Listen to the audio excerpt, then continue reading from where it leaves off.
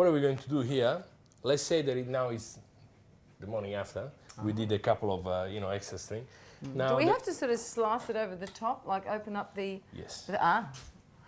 Now that's why sometimes when you buy roast pork in butcher or from places, they're going to roll it for you, but they're not going to put anything inside. So it's not really worth to do it. Now you don't have to worry, okay? So because you have to cut the meat, the actual skin. Can you hear the noise? Absolutely.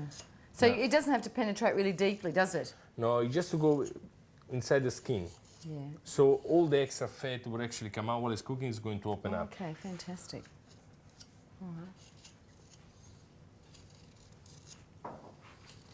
Of course, this kind of treatment you can't really do it with lamb or other meat because there's no need of doing this. Oh, okay. This is only for the pork. Okay. And usually you can actually roll it over and keep doing it. Okay. There we go. So you can be fairly liberal with it, fairly messy. Yeah, I don't like to. It depends how you're going to serve this up. If, for example, you're going to do a little buffet outside, then what I suggest to do is also cut it this way as well. Oh, okay. But and so again, does the meat sort of crackle up, doesn't it? Yeah, the extra skin. But then again, you know what the problem is? That if you're going to be cooking this in the oven, then try to slice it. When you're going to do different side, it's very hard to cut it. So just keep it in the same way that you're going to slice it. Okay. Okay. Beautiful. And you need salt. Salt, which forms the wonderful part of the crackling, obviously. Oh yeah. Are you liberal with the salt? Like, do you pack it in or just?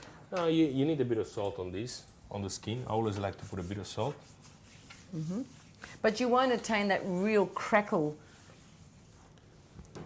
That really thick, like that thick crackle, or you will with this? No, the thick crackle, you can't really get it because this is a small pig. Oh, okay. You know, the big crackle, sometimes you get it from pigs that are nearly 200 kilos as well. This okay. you're going to get a little, you know, probably half of this. Thin there, I can see that. Okay. And, and again, you might need to add a little bit of oil on top. Now, Michele, so you've got our little piglet there ready to be put into the oven.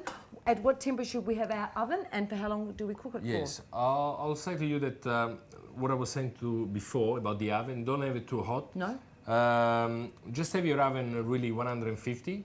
Put this in. It's a low oven, actually, isn't it? Put it at 200 when you put this in. Yep. And then check the cooking. Okay, so I'm just going to give this to Dino to take care of, just to put it in the oven. We got the oven there at 150. So put the oven at 200, put this in, and we'll check it in an hour. Michele, you know it's interesting things that all pigs in Italy are slaughtered during December and January, which are the cool months, so that they can process all the meat. Yeah, because I think in Italy it's very important that we're doing a lot of small goods and that. That's right, all the salamis and prosciuttos and all the other things, yeah? That's probably the big part of the pig. In here, probably, you know, there's other things, especially, I think even bacon, there's no really need to, you know, to have cold weather or anything. Absolutely. Oh, look at that. Oh, look at the colour of it. Now, this is the pork. Now, for this pork, for this size, you're probably looking at around $30 to have, I'm talking about the leg. It's a leg. Okay. Now, if you want to go for shoulder, it's going to be cheaper, but then again, you're going to have a little bit more fat. More fat, or you can also go for the loin. The lombo, yummy. Lombo, arista, like they call it in Lazio. Yes. That's going to be a little bit more expensive. Yes. And again, you have to be a bit more careful when you cook that because if you cook it too much, it dries up a little bit more. Well, the other thing we're going to be doing tonight is tacchino, or as you know from your part of the world, dindo. Yeah. And pito, as they know in other areas, turkey. Now, turkey is an interesting thing because it was introduced to Italy back in the early part of the 16th century by the West Indies. And in fact, dindo, you know what that means? From the Indies, believe it or not. Yes, that's what it actually means.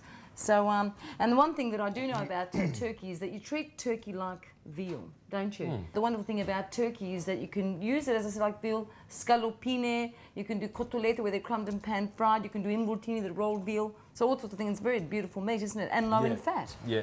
Michele? And really, like you were saying, scallopine I think is fantastic with turkey, really, really nice. There's a couple of things that I want to say. Usually, we always ended up doing the turkey at home. Yes. It's either not be able to fit in the oven sometimes, or you know, or sometimes it gets a little bit dry. So there's the breast. Yes. So because of course the breast is really big, by the time it's cooked, it's going to be always a little bit dry. Now there's a couple of things to avoid that. Don't buy the whole turkey, just buy the breast if you want. or really, if you want to do it that way, make sure that you put a lot of. My suggestion is to use lardo or dripping to put all around the turkey when you cook it. Yes. And that's probably a good thing to do. Seals in all the flavour. Yeah, and otherwise, if you're going to use, I think it's much better to use a breast at home because unless you've got 20 people coming there, it's much better to use a beautiful pot like this. How many kilos is that, Michele? I think it's 3 kilos. 3 kilos. I think it's around 3 kilos.